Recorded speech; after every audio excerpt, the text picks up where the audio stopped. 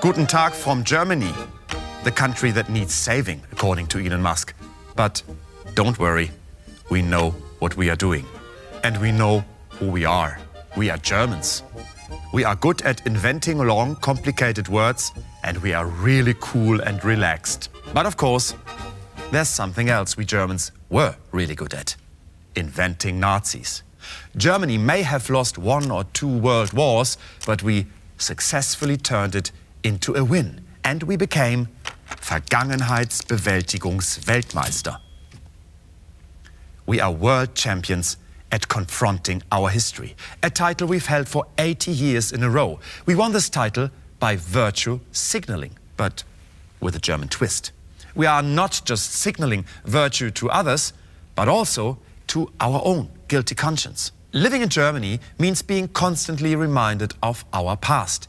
Every day, 24/7, for now 80 years, we've been telling ourselves, never again.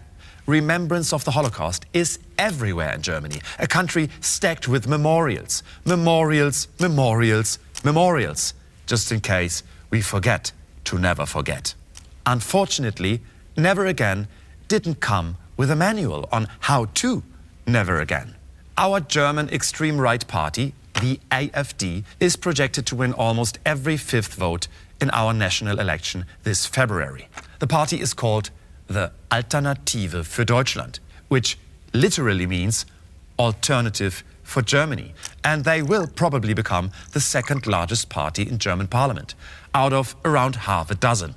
Here is what one of the AfD's leading figures thinks of German never again. Wir brauchen nichts anderes als eine erinnerungspolitische Wende 180 Grad. I know it's subtle, but AfD's Björn Höcke might sound a bit Hitleresque, which is French for slightly concerning. Höcke recently won a state election in Eastern Germany, securing the first far-right win in a state election since World War II. He, by the way, can legally be called a fascist, as the German court has ruled in one case. So, should the rest of the world be worried about a big German fascist comeback? Jawohl, aber hallo, und zwar so richtig. Yes, you should be worried. Let me explain why. And since I'm German, my explanation, of course, will be pointlessly complicated and inspiringly brutal, like our traditional German bedtime stories. For instance, the one about a boy named Konrad who wouldn't stop sucking his thumbs until they were cut right off. Just for educational purposes, of course. So, the AfD was founded in 2013 and it primarily opposed EU policies. Then it quickly radicalized anti-Semitism, anti-Muslim, anti-migrant, anti-establishment, anti-mainstream media. The AfD worked and works the authoritarian playbook. And now they are twisting the truth by hijacking our world-renowned, beautiful German language. Vogelschiss in der Geschichte. A speck of bird shit in German history. That's what one of the AfD's founders called Germany's Nazi past, meaning the Holocaust was just a speck of bird shit in our overall successful history. Success, of course, meaning constantly losing world wars. So far.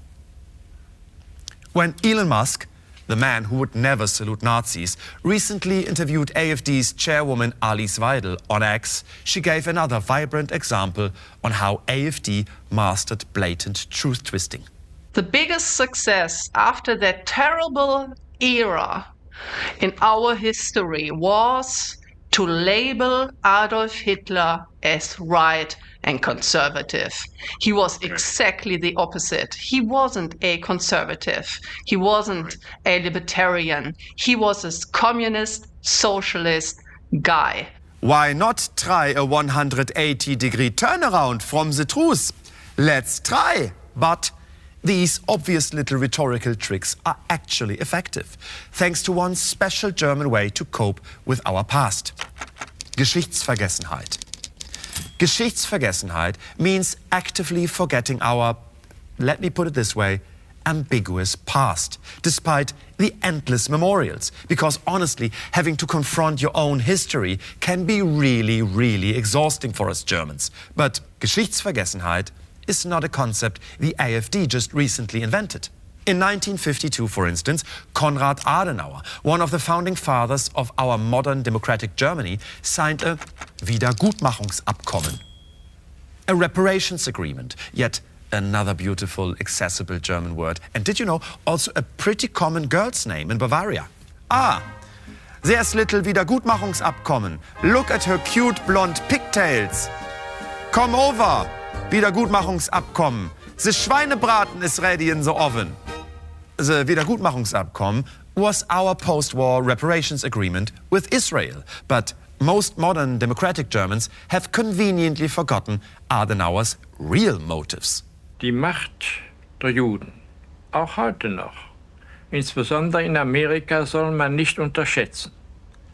Und daher habe ich sehr überlegt und sehr bewusst, und das war von jeher meine Meinung, meine ganze Kraft daran gesetzt, so gut es ging, eine Versöhnung herbeizuführen zwischen dem jüdischen Volk und dem deutschen Volk.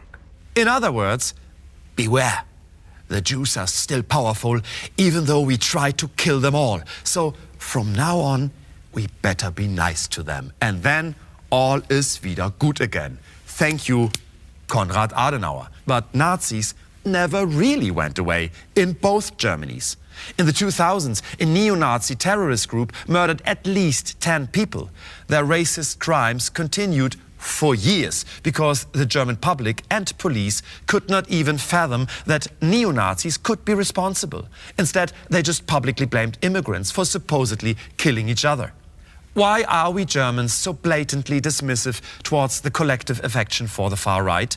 Partly because in Germany there's a discrepancy between collective memory and individual guilt. We acknowledge our grim past, never again, yada, yada, yada, but our ancestors, like personally, our families, ourselves, we had nothing to do with it whatsoever. Yes, my great-grandfather was in the Waffen-SS, but he was a cook.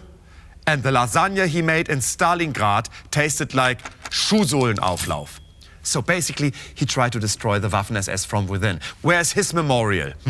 By virtue signaling to our own guilty conscience, we got rid of our Nazi past. Germans have sworn to never again so many times that it became an empty phrase. And when a new right-wing leader calls for a 180-degree turnaround on never again, we also don't take it seriously because it somehow feels empty as well. Because no matter what we do, Germans can't be Nazis again. That's the space in which the AfD operates. They can say and do Nazi things as long as they aggressively deny that anyone was ever a Nazi. It's like giving the Hitler salute in front of a large crowd of right-wing extremists while denying being a Nazi. It's a narrative that seems to be successful all over the world. We aren't Nazis, we just don't fully support liberty, equality and the rule of law. We aren't Nazis, we just want white supremacy. The AfD is not the new Nazi party, they just want Germany to be great again. And that's why now in Germany, the Kacke is am Dampfen.